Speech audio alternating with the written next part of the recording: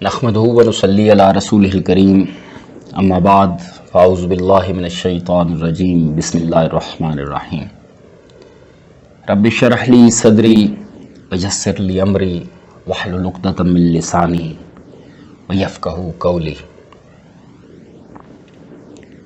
معزز سامعین، اب تک کے دروس میں ہم سورۃ فاتحہ کی ابتدائی 4 آیات کی تفسیر و تعویل بیان کر چکے ہیں۔ آج کے درس میں سورۃ فاتحہ کی اگلی آیت 5ویں آیت اللہ تبارک و تعالی نے بیان کرنے کا شرف عطا فرمایا۔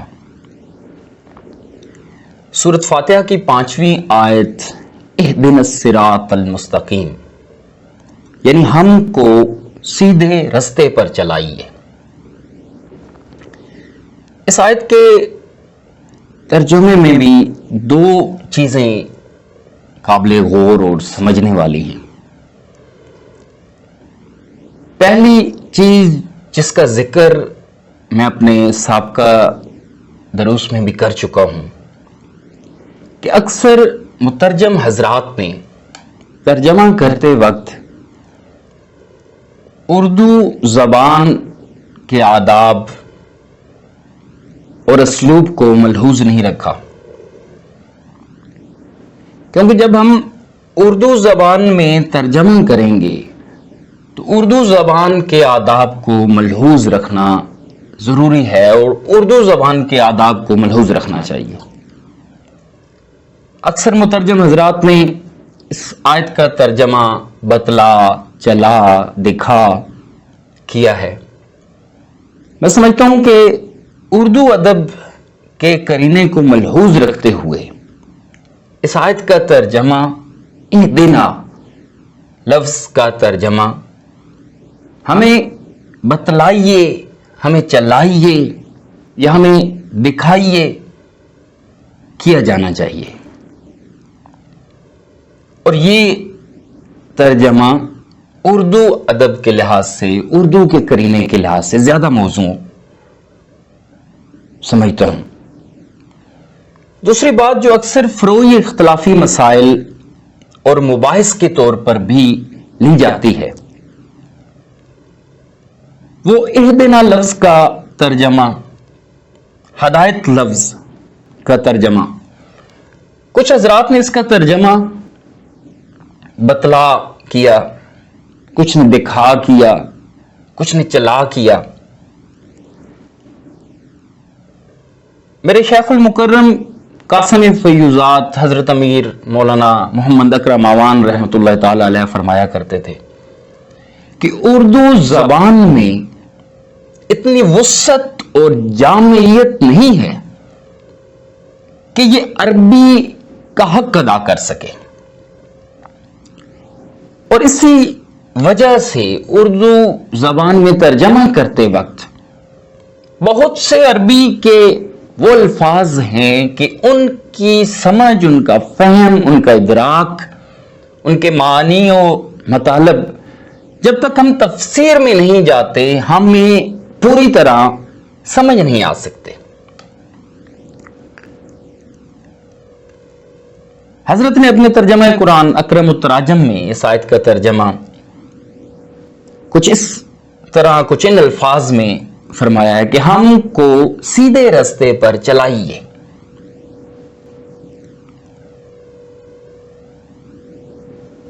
اور جب جو ضروری بات یہاں پہ سمجھنے والی ہے کہ جب ہم تفاسیر کے مطالعے میں جاتے ہیں، انہی حضرات جن کے ترجمے میں ہمیں اختلاف نظر آتا ہے، جب انہی حضرات کی ہم تفاسیر کا مطالعہ کرتے ہیں تو وہاں پہ کسی قسم کا کوئی اختلاف نہیں۔ تمام مفسرین نے اس آیت کا مفہوم تقریباً ایک جیسا ہی بیان کیا ہے۔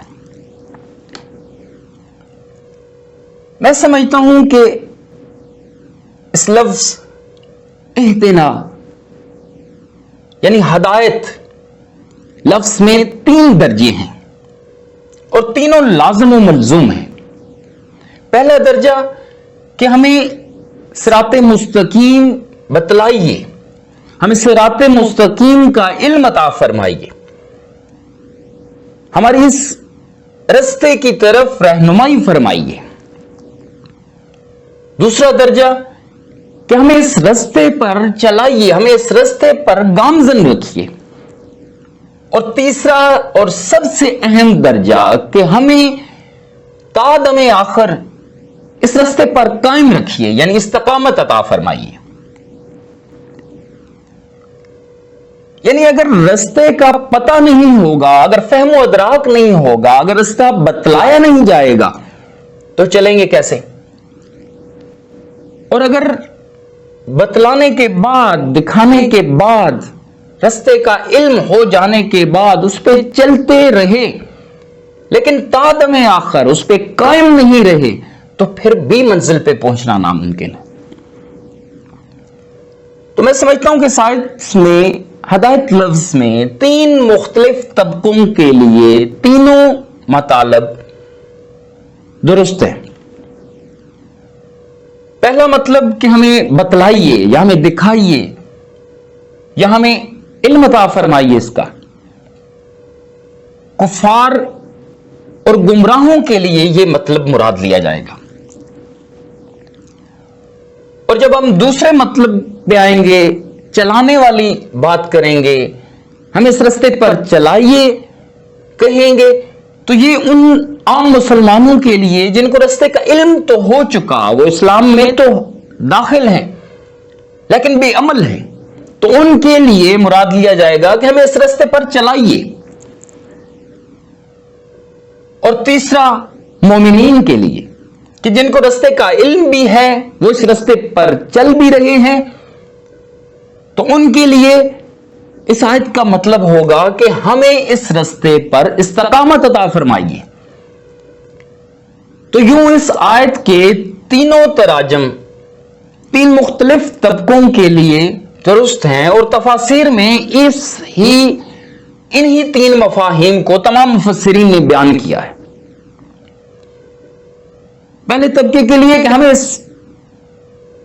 ہمیں صراط مستقیم بتلائیے، ہمیں صراط مستقیم دکھائیے۔ دوسرے طبقے کے لیے کہ ہمیں صراط مستقیم پر چلائیے، اور تیسرے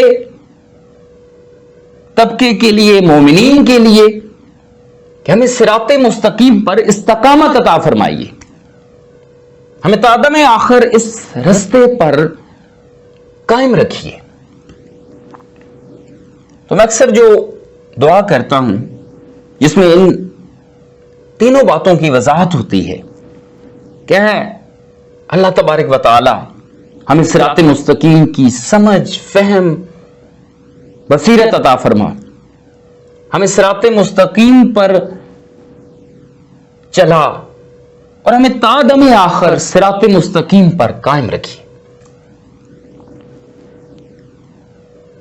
دوسری جو بات اس آیت میں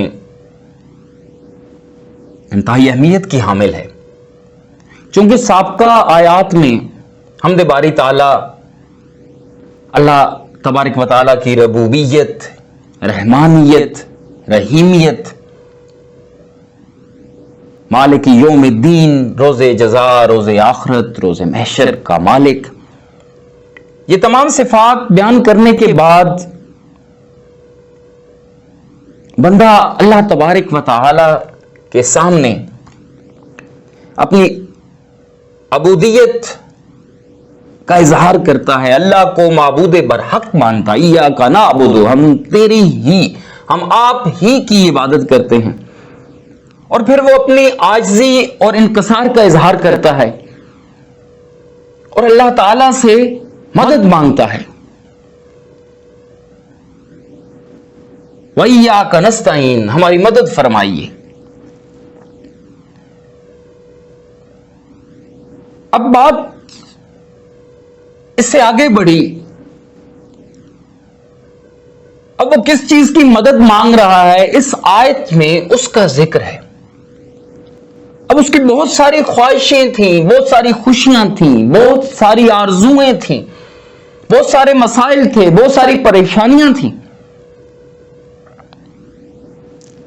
لیکن جو سب سے قیمتی چیز اللہ تبارک و تعالیٰ خود تعلیم فرما رہے ہیں اس سورہ میں، اللہ تبارک و تعالیٰ خود بندے مومن کو سکھا رہے ہیں کہ جو سب سے قیمتی چیز ہے وہ صراط مستقیم ہے۔ تو یہ تمام تعریفیں بیان کرنے کے بعد، اپنی مجھے معبود برحق ماننے کے بعد، اپنے عجز و انکساری کا اظہار کرنے کے بعد، اب جو مانگنے کی چیز ہے وہ صراط مستقیم ہے، سیدھا رستہ ہے۔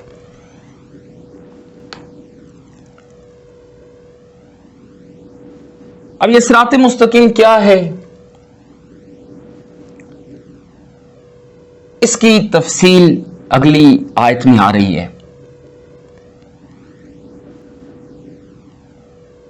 انشاءاللہ اللہ تبارک و تعالیٰ نے ہمت و توفیق عطا فرمائی تو اگلے درس میں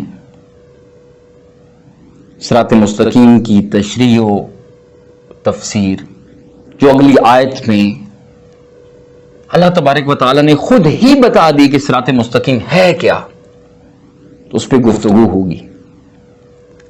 اللہ تبارک و تعالیٰ مجھے، آپ کو، ہم سب کو توفیق عمل نصیب فرمائے۔ اللہ تبارک و تعالیٰ سے دعا ہے کہ ہمیں صراط مستقیم سمجھنے، اس پہ چلنے اور تا دم آخر اس پہ قائم رہنے کی توفیق عطا فرمائے۔ آمین یا رب العالمین۔